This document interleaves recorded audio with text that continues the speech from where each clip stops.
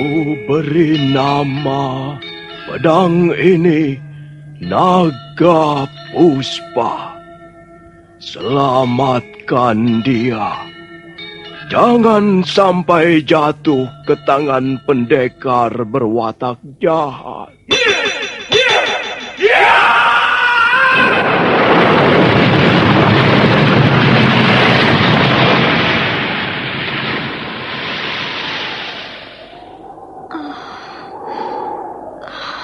Kakang Kamandanu, kau masih juga tidak percaya bahwa aku mencintaimu. Meisin, maafkan aku, Meisin. Meisin. Meisin!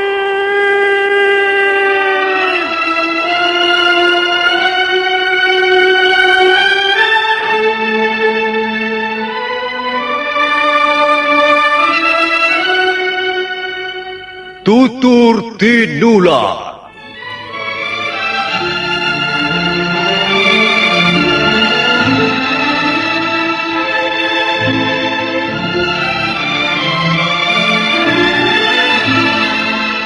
Sebuah sandiwara radio serial, produksi Sanggar Cerita dan Teater Sanggar Prativi. Sebuah kisah dengan latar belakang sejarah runtuhnya Singasari dan berdirinya Kerajaan Majapahit.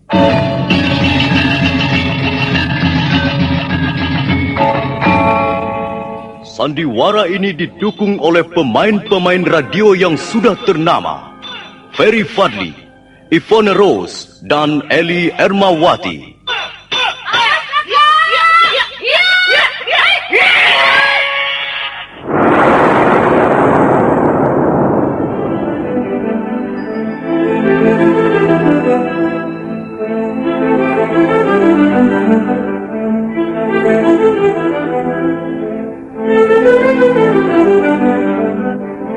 Cerita ini ditulis dan disusun oleh S. Tijab. Teknik dan montase dikerjakan oleh M. Pranoto dan Edwin Sutandi. Sutradara Bambang S. Kali ini mengetengahkan episode kedua dengan judul Kisah dari Seberang Lautan.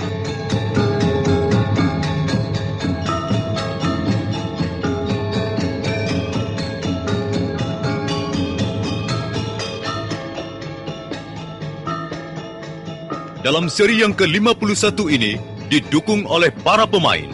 Edi Dosa sebagai Lucy San, Eli Ermawati sebagai Meisin, Sono S sebagai Aki Gumbrek, Yuli Mulyana sebagai Kurantil, Freddy Kanser sebagai Madang Kungan, M. Reda sebagai Pakling, Ani Rusli sebagai Nyi Gelung, dan Nusri pembawa cerita.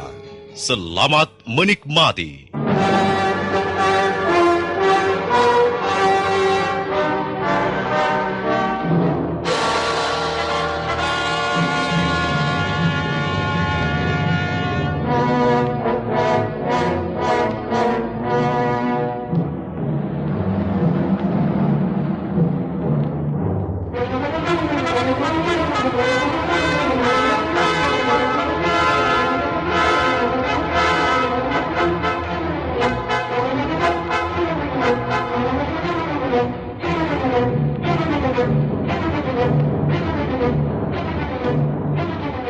Pendekar Lo sangat geram. Dia merasa dipermainkan. Karena itu, dia segera menyerang Aki Gumbrek. Orang tua yang ahli obat itu berteriak-teriak sambil berusaha menangkis pukulan. Tunggu. Tunggu dulu. Sabar dulu.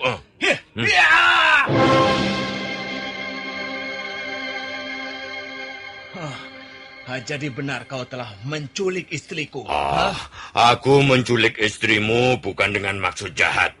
Aku ingin menolongnya. Kulihat istrimu sakit parah. Kalian sedang bertempur. Aku tahu Langkir dan Merakeh bukan orang baik-baik. Kupikir kau pun bukan orang baik-baik. Lalu aku membawa lari istrimu dan mengobatinya. Apakah aku salah? Hanya, kau jangan hanya bicara. Kau harus membuktikannya. Bagaimana aku percaya kau orang baik-baik? Itu bagaimana? Di desa ini banyak kutemui orang yang kelihatannya bermaksud baik, tapi nyatanya tidak. Aki, Ya. Aki, kau sudah kembali? Hai, mesin. Itu suara mesin. Ya, itu suara istrimu. Rupanya dia bosan tinggal di dalam rumah. Lalu keluar. Aki, Aki, Mesin. loh, Oh, loh suamiku. mesin. Oh.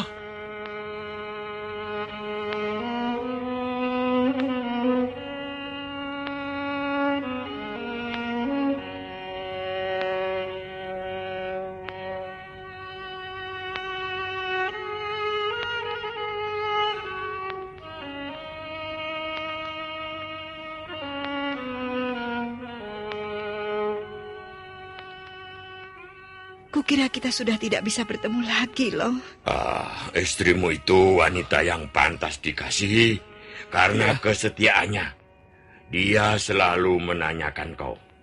Aku bilang, sabar. Suamimu tidak akan hilang. Nah, bukankah perkataan orang tua ini sekarang terbukti benar? Iya. Kalian sudah bersatu kembali. Aki orang yang baik sekali loh. Semula aku pikir tak ada orang yang baik selain keluarga kita di negeri leluhur. Tapi ternyata di negeri ini pun ada juga orang yang berhati emas. Aki inilah contohnya. Kau jangan terlalu memuji. Apa yang kulakukan ini biasa-biasa saja. Semua orang di negeri manapun mengenal peradaban. Sudah jamak menolong sesamanya. Aki, aku ingin minta maaf, Aki. Aku telah mempunyai penilaian yang salah mengenai Aki. Sudahlah, lupakan soal itu. Yang penting suami istri bisa berkumpul lagi. Kau Iya, tahu iya. di mana kita berada sekarang ini loh. Menurut Aki, kita sekarang berada di negeri Jawa. Kita sudah berada ribuan atau mungkin ratusan ribu pal jauhnya dari negeri kita loh. Kalian tak perlu menyesalinya. Hidup manusia memang menurut angin yang bertiup. Kau benar, Aki. Iya. Benar. Kami sama sekali tak menduga bahwa akhirnya kami akan terbawa angin sampai ke negeri ini. Kalau daerah Nyaban ini termasuk wilayah kerajaan mana, Aki? Akhir-akhir ini ada perubahan besar di negeri ini. Belum lama terjadi huru-hara pemberontakan besar-besaran yang meruntuhkan kerajaan Singosari. Raja yang lama, Prabu Kertanegara, terbunuh. Kemudian Jayakatwang mengambil alih kekuasaan. Dan sekarang pemerintahan sudah mulai dipindahkan ke Kediri. Kalau begitu desa ini termasuk wilayah Kediri. Ya, wilayah Kediri.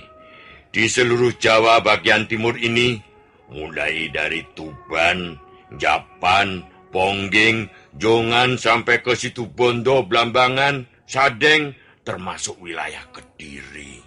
Kalau desa Kurawan ini letaknya di mana, Aki? Kurawan? Aku pernah mendengar nama itu. Kurawan. Kalau tidak salah, letaknya di antara kaki Gunung Kelut dan Gunung Arjuno. Apakah masih jauh dari sini? Ya, cukup jauh. Harus melewati hutan tarik, kemudian menyeberangi bukit-bukit di kaki Gunung Penanggungan. Melewati kaki Gunung Anjasmara, baru akan tiba di Kurawan. Mengapa kalian menanyakan desa itu? Apakah kalian akan pergi ke sana? Punya keperluan di sana? Tidak, Aki, tidak. Kami tidak mempunyai tujuan yang pasti. Hanya barangkali ada sesuatu yang bisa kami lakukan di sana. Begitu. Iya. Ayolah diminum. Iya. Istrimu merebus air asam. Dan ini ada sedikit ketela bakar. Lumayan untuk mengganjal perut. Loh, aku tidak melihat pedangmu. Di mana pedangmu, loh? Aku tidak melihatnya. itulah yang kupikirkan sekarang ini, Mesin. Pedang itu hilang ya? Iya, pedang itu hilang diculik orang ketika aku menginap di rumah Minu. Oh, mengapa bisa hilang loh? Oh, ada apa? Kalian meributkan soal pedang? Iya, Ki. Aku mempunyai sebuah pedang yang sangat ampuh. Tapi sekarang pedang itu sudah di tangan orang. Oh, itu tidak boleh terjadi loh. Ingat kata-kata Tuan Lanubaya sebelum menyerahkan pedang pusaka itu padamu. Kau harus menjaganya, melawatnya baik-baik loh. Jangan sampai jatuh ke tangan manusia yang berwatak jahat, karena akan bisa mendatangkan bencana yang besar. Ya, sebentar. Kau tadi menyebut-nyebut nama Lanubaya. Hanya, pedang itu memang hasil ciptaan Tuan Lanubaya, Ki. Dan Tuan Lanubaya adalah warga desa Kurawan yang diculik dan dibawa ke negeri kami. Hanya, betul. Kaisar kami lalu menyuruhnya membuat senjata pusaka. Senjata itu selesai dibuat, tapi kemudian banyak komplotan di istana kaisar yang bermaksud jahat. Tuan Lanubaya lalu menyerahkan pedang pusaka itu pada Lo, suami saya. Kami berdua terpaksa melarikan diri dalam kejaran tentara kaisar. Kami menumpangi perahu tongkang dan akhirnya terdampar di pantai Pulau Jawa ini. Betul, Aki. Oh ya, apakah Aki kenal dengan Tuan Lanubaya? Oh, di negeri ini memang banyak empu. Tukang membuat barang-barang pusaka. Tapi empu yang hebat, yang ampuh, tidak banyak jumlahnya. Salah satu di antaranya, ya Empu Ranubaya itulah orangnya. Aku pernah mendengar nama itu. Tapi, sudah lama sekali. Iya. Lo, kita harus mencari pedang itu. Iya, Mei. Kita harus mencarinya, dan kita harus menemukannya kembali, Mei. Aku akan menyesal sekali kalau sampai pedang pusaka itu jatuh ke tangan orang berwatak jahat, Mei. Mei, aku tak ingin mengecewakan harapan Tuan Lanubaya. Ketika mereka tengah sibuk membicarakan perihal hilangnya pedang naga puspa, mendadak... Tuan Lau, adakah Tuan di sini?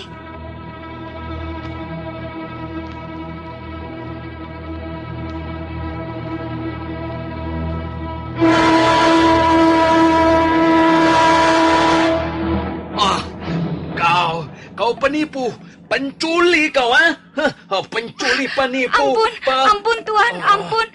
Saya mengaku bersalah. Kau halus dihajar. Jangan. Wanita inilah yang menipu aku, Mei. Dia menaburkan racun tidur lalu mencuri pedang itu. Benarkah demikian? Kau mencuri pedang itu? Iya, benar. Saya telah mencurinya. Nah, sekarang mana? Mana itu pedang? Ayo kembalikan. Ayo cepat. Sabar loh, sabar. Ampun Tuan. Pedang itu tidak ada lagi pada saya. Pedang itu telah diambil Madangkungan. Celaka. Ini semua gala-gala kau. Coba sebentar. Aku kenal dia. Dua-duanya aku kenal dengan baik. Kurantil.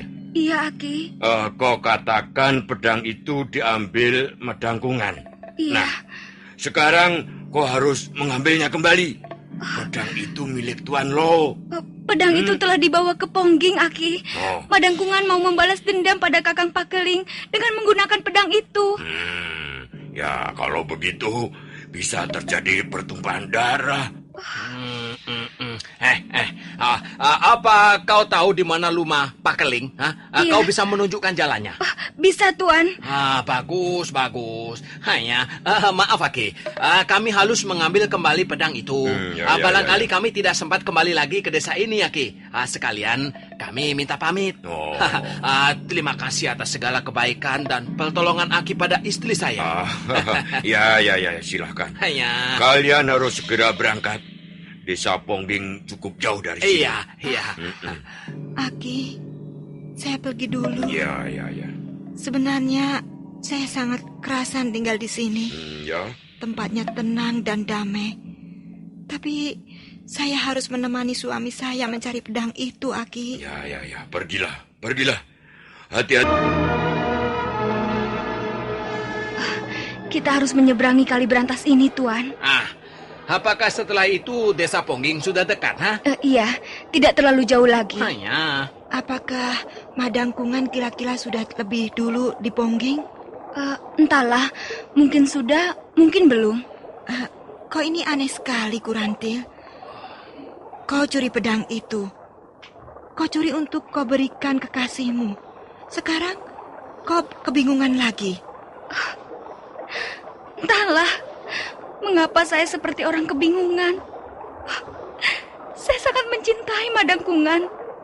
Tapi nampaknya dia tidak memperdulikan perasaan saya. Hanya. Sudahlah. Tidak usah menangis. Kita jangan sampai terlambat. Ayo.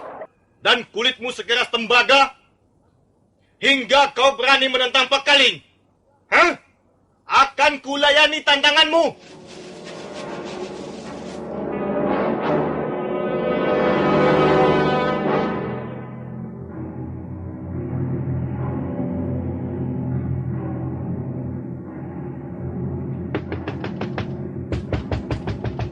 Siapa? Jangan keras-keras mengetok pintunya. Nanti rusak pintu rumahku. Siapa kau? Mengapa kau rusakkan pintu rumahku? Kau yang bernama Nyai Gelung. Ya benar. Saya Nyai Gelung. Kau pesinden desa Pongging yang terkenal, cantik dan bersuara merdu itu. Rupanya benar juga anggapan orang. Kau memang cantik. Pantas Pakaling tergila-gila padamu. Kau siapa? Dan apa maksudmu datang kemari? Aku Madangkungan. Madangkungan. Rasanya Pakaling pernah menyebut-nyebut namamu. Bukankah kau pendekar dari desa Jaban? Bagus kalau Pakaling belum lupa padaku. Dan kalaupun toh dia lupa, aku akan mengingatkannya. Kau belum mengatakan apa maksudmu datang kemari dan marah-marah di rumahku, Madangkungan. Aku hanya akan nitip pesan padamu. Pesan yang harus kau sampaikan pada Pakaling. Pesan apa? Dengar. Kau lepaskan rambutku.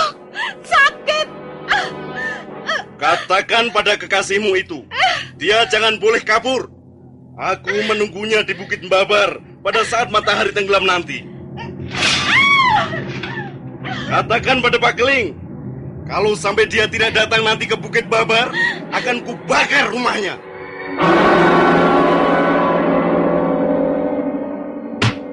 Setan alas Madangkungan. Tapi kau harus hati-hati, Kakang. Dia sepertinya telah menyiapkan diri. Apakah dia datang dengan kawan-kawannya? Tidak, dia datang berkuda, sendirian saja. Orang itu ingin mati rupanya. Biar dia berguru pada para dewa, dia tak akan bisa mengalahkan aku. Belum ada ceritanya pendekar Jaban menang berlaga dengan Pakaling. 10 orang seperti Madangkungan, aku masih belum gentar. Karena itu sangat mengherankan. Mengapa dia berani menantang aku? Dia punya apa? Ilmu apa yang akan digunakan untuk menghadapi aku? Mungkin dia punya sesuatu yang bisa diandalkan, Kakang. Kita lihat saja nanti. Pakaling atau Madangkungan yang akan memuntahkan darah.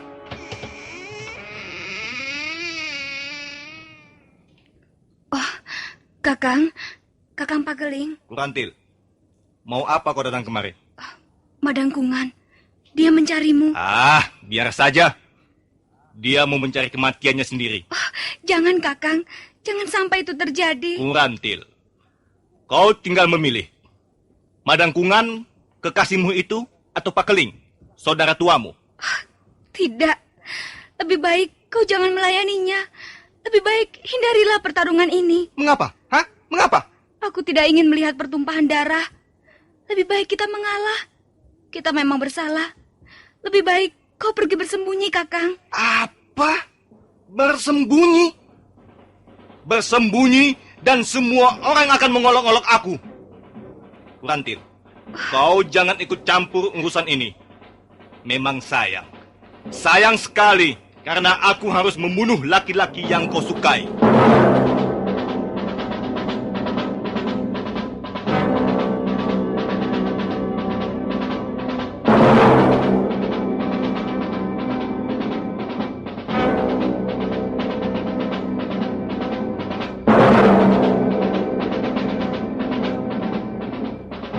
Karena tak dapat lagi meredakan gejolak hati kakaknya yang terbakar hawa amarah akibat tantangan Madangkungan, Kurantil terpaksa pergi. Bersama pendekar Low dan Mesin, gadis Pongging itu lalu diam-diam mendahului pergi ke Bukit Mbabar. Matahari tengah kemerah-merahan ketika Pakling keluar dari pintu rumahnya. Pendekar yang terkenal berangasan itu terus melangkah ke arah barat. Sinar matahari nampak semakin lemah, menyinari puncak hutan tarik yang lebat.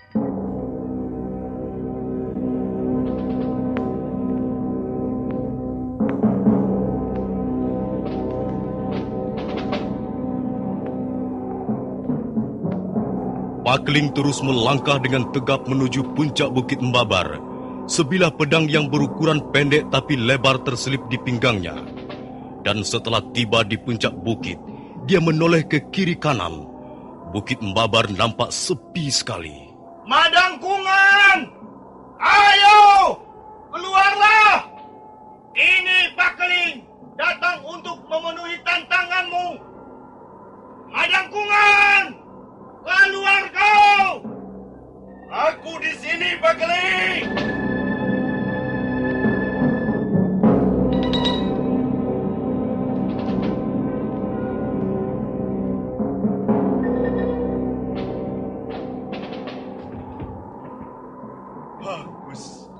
Akhirnya kau datang juga, Pakling. Aku sudah cemas. Kau tidak berani menampakkan batang hidungmu, Madangkungan. Aku sudah menulis surat tantangan. Dan karena itu, aku harus datang. Baiklah. Apakah kita bisa mulai? Kau sudah tidak sabar lagi, Pakling. Ya. Aku sudah tidak sabar untuk menguliti kepalamu.